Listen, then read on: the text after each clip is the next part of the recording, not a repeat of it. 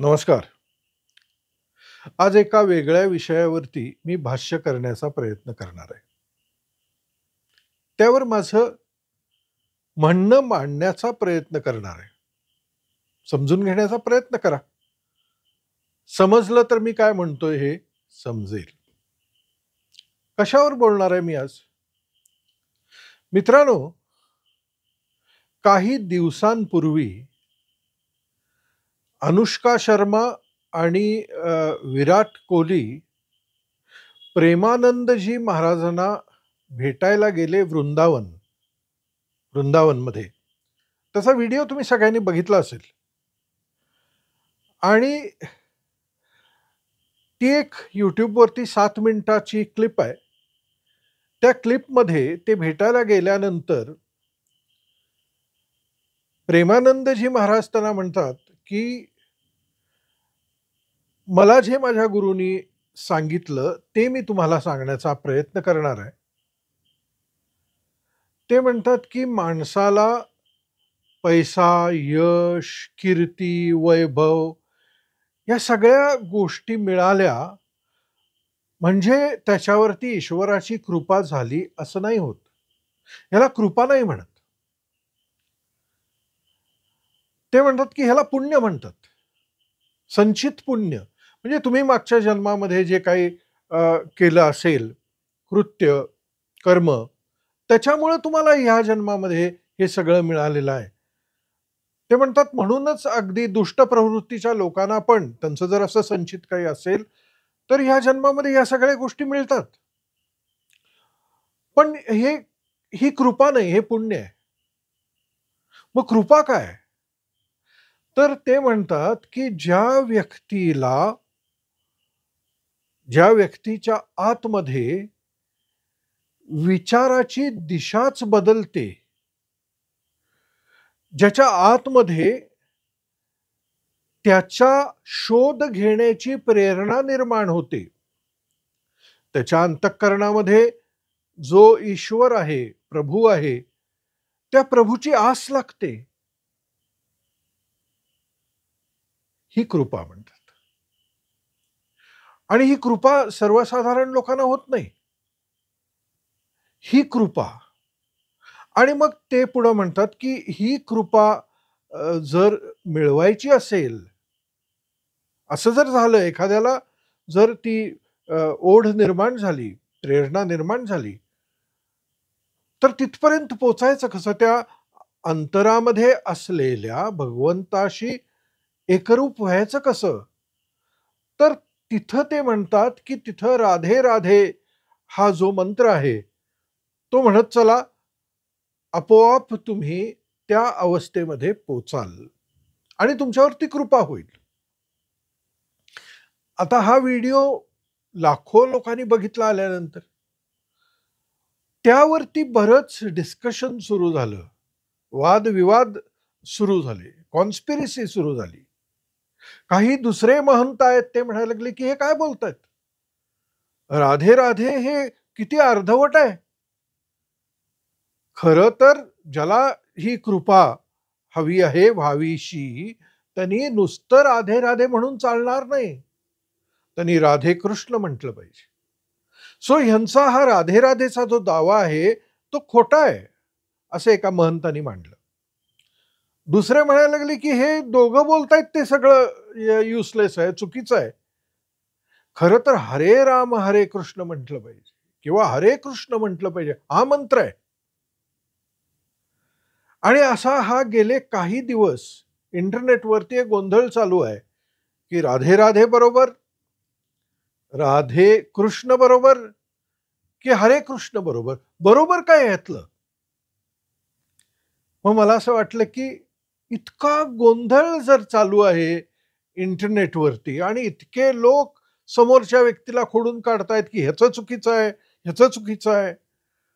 तर मग सर्वसामान्य माणसाला हा प्रश्न पडेल ना, की मग खरं काय? सही क्या है? म्हणून मला असं वाटलं, की त्याच्यावर एक थोडासा प्रकाश टाकावा. हे सगळं, हे जे डायनॅमिक्स आहे हे काय आहे? हे समजून घ्यावं म्हणून आजचा हा व्हिडिओ. मित्रांनो, मंत्र म्हणजे काय हो? असं म्हणतात की मननात त्रायते इति मंत्र, म्हणजे ज्याचा उच्चार करून आपण तारले जातो, तारले जातो, त्रयते, आपली रक्षा होते, आपली मुक्ती होते, ज्याचा उच्चार करून ते मंत्र. ओके. आता मंत्राचे अनेक प्रकार असतात. तुम्ही ऐकले असतील. बरेच प्रकार असतात. मंत्र म्हणजे एक असं नाही. आपल्याकडे बीजमंत्र आहेत, मग सगुण मंत्र आहेत, मग निर्गुण मंत्र आहेत, त्याच्यानंतर शक्ती मंत्र आहेत, सुरक्षा मंत्र आहेत, शांती मंत्र आहेत. हे सगळे वेगवेगळे मंत्र आहेत आणि त्यांचा कार्यकारी भाव वेगवेगळा आहे. आता ह्या सगळ्या मंत्रांमध्ये आणखीन एक प्रकारचा मंत्र आहे, तो फार महत्वाचा आहे आणि तो मंत्र म्हणजे भावमंत्र. भावमंत्र, भावमंत्र म्हणजे काय? भावनेतून उत्पन्न झालेला मंत्र. आणि मित्रांनो, हे राधे राधे किंवा राधे कृष्ण, जय जय श्री कृष्ण किंवा हरे कृष्ण, हे सगळे जे मंत्र आहेत ना, हे भावमंत्र आहेत, भावनेतून निर्माण झालेले. मग ह्यामधली भावना काय आहे आणि राधे राधे का चुकीचा आहे आणि राधे कृष्ण का बरोबर आहे, काय प्रकार काय? तर मित्रांनो, आपण लक्षात घेऊया ह्याचा सगळा कार्यकारी भाव लक्षात घेऊया की भावमंत्र ज्यावेळेस आपण उच्चारतो, आता इथंच बघा ना, राधे राधे, राधे म्हटल्यानंतर तुमच्या आतमध्ये कोणता भाव उत्पन्न होतो? और राधे कृष्ण, कोणता भाव उत्पन्न होतो? हरे कृष्ण, कोणता भाव उत्पन्न होतो? तुम्ही जर लक्षात घेतलं तर हे मंत्र म्हटल्यानंतर सर्वसाधारण व्यक्तीच्या आतमध्ये दोन पद्धतीच्या भावना उत्पन्न होतात, ऑटोमॅटिकली उत्पन्न होतात. कुठल्या आहेत त्या? एक प्रेम भावना आहे. राधा म्हटलं की प्रेम आहे, भक्ती आहे. आता सगळ्यात महत्वाची परत गोष्ट काय की ही राधा कोण? राधा कोण? तर ह्या सगळ्या कॉन्टेक्स्टचा आपण विचार करायचा प्रयत्न जर केला ना, तर कृष्ण कोण समजलं पाहिजे. कृष्ण कोण? कृष्ण हे आत्मतत्व आहे. लक्षात घ्या, this is something very interesting. Krishna आत्मतत्व आहे, ब्रह्मतत्व आहे. आपण कृष्ण म्हटल्यानंतर कुठली तरी व्यक्ती, देव, अवतार असा विचार करतो ना, पण त्याच्याही पेक्षा जरासं व्यापक होऊन जर विचार करायचा प्रयत्न केला तर कृष्ण म्हणजे आत्मतत्व, कृष्ण म्हणजे ब्रह्मतत्व, ज्या तत्वातून सगळं ब्रह्मांड उत्पन्न झालेलं आहे, तर ते तत्व, द सोर्स ऑफ एव्हरीथिंग. आता इथं गंमत बघा, हा जो सोर्स आहे ना, हा कृष्ण जो आहे, हा निर्गुण आहे, निराकार आहे. त्याला कोणताही गुण चिकटलेला नाही आणि कोणताही त्याला आकार नाही आहे. पण त्या निर्गुण निराकार आत्मतत्वाची एक ओळख, माणसाला ओळख कशी होणार? तर ओळख होण्यासाठी त्याचा एक भाव आहे, एक एक्सप्रेशन आहे. त्याचं एक एक्सप्रेशन आहे. आणि ते एक्सप्रेशन काय आहे माहिती आहे तुम्हाला? म्हणजे मानवाला सगळ्यात सुखावणारी भावना कुठली?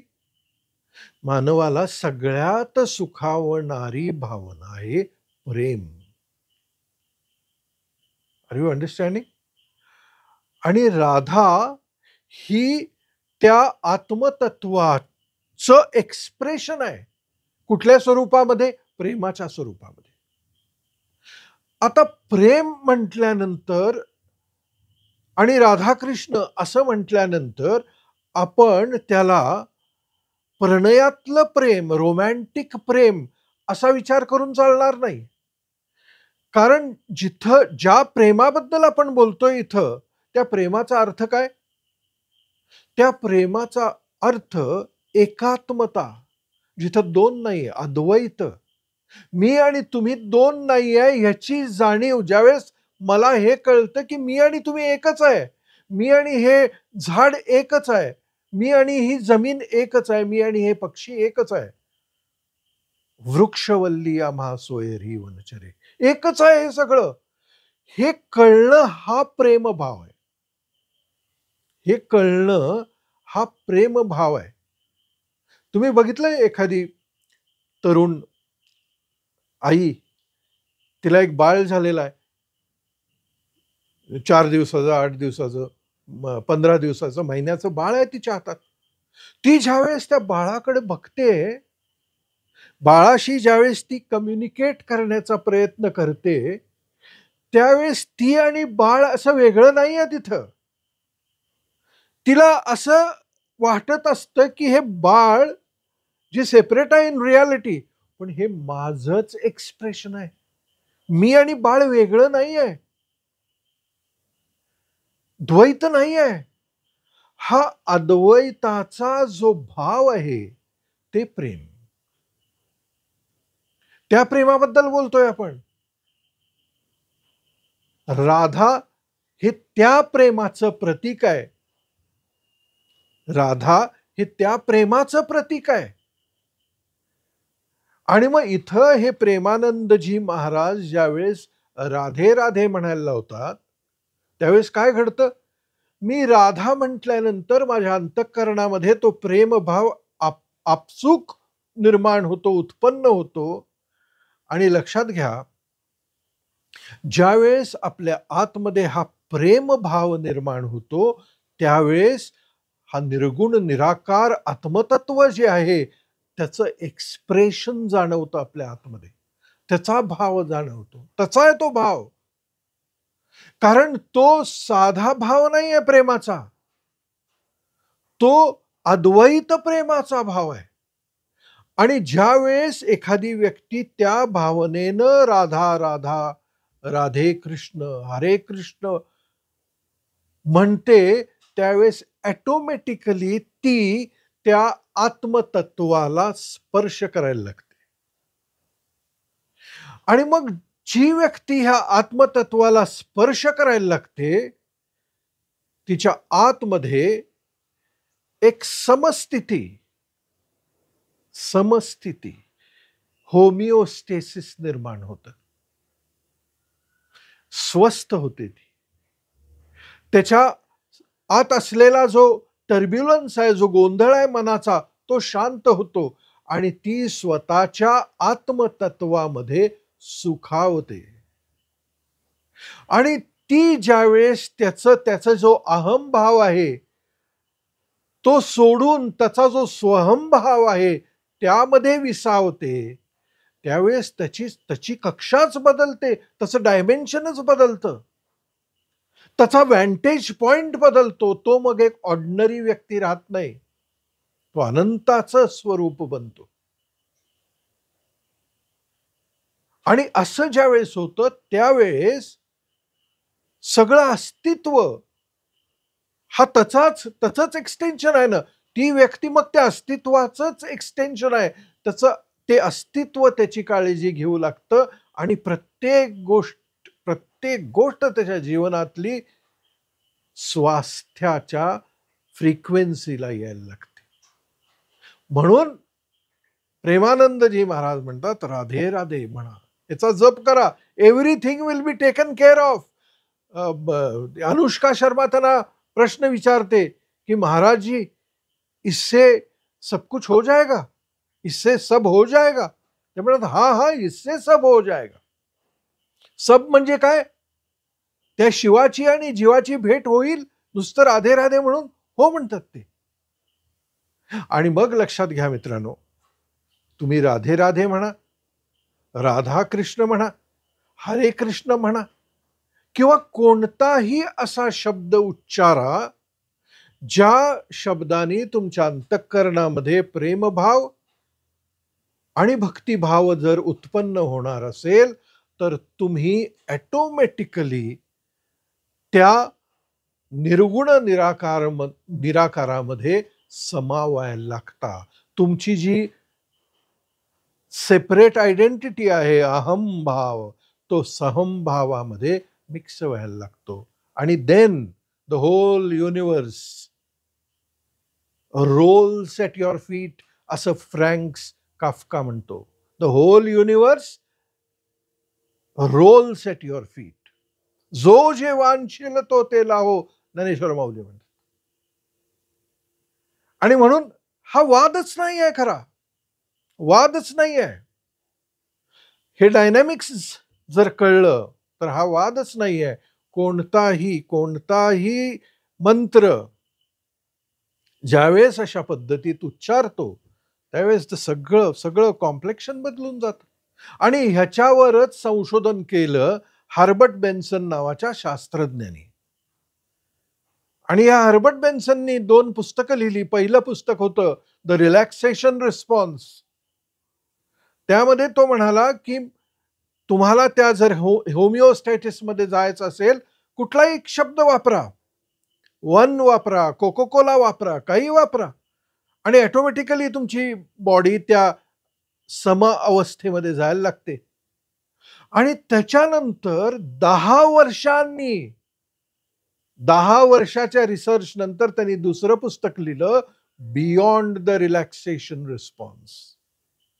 आणि त्यामध्ये तो म्हणतो की मी पहिल्या पुस्तकात म्हटलं होतं की कुठलाही शब्द उच्चारा, वन उच्चारा, टू उच्चारा, कोका कोला म्हणा, पण मला आता लक्षात आलेलं आहे 10 वर्षांनी की जर तुम्ही तो असा शब्द न वापरता, न्यूट्रल शब्द न वापरता, भावयुक्त जर शब्द वापरलात, मंत्र वापरलात, तर होल केमिस्ट्री चेंजेस. सो मित्रांनो, माझ्या परीने मी या विषयावर तुमच्याशी भाष्य करण्याचा प्रयत्न केला आहे. सो तुम्ही जर या अवस्थेमध्ये तुम्हाला जायचं असेल, कोणताही शब्द, कोणताही मंत्र, कोणताही भावमंत्र जो तुम्हाला आतमध्ये सुखावतो, प्रेमभाव आणि एकात्मतेची भावना निर्माण करतो, तो जर जपू लागलात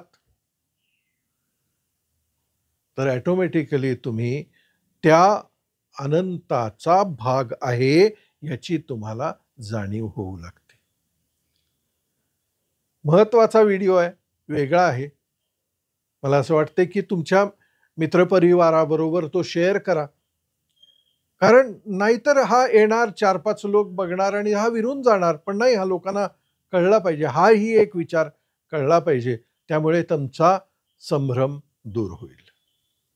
राधे राधे.